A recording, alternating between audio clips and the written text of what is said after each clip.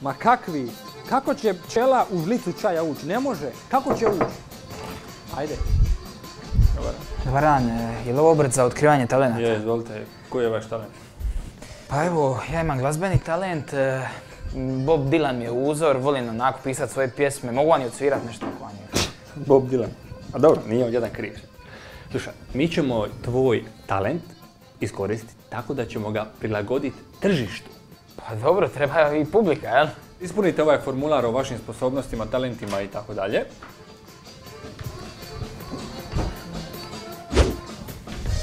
Evo, hvala.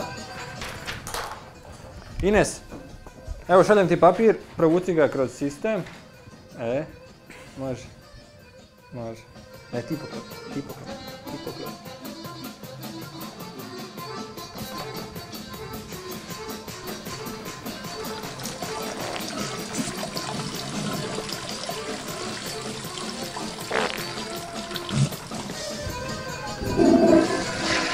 Evo ga.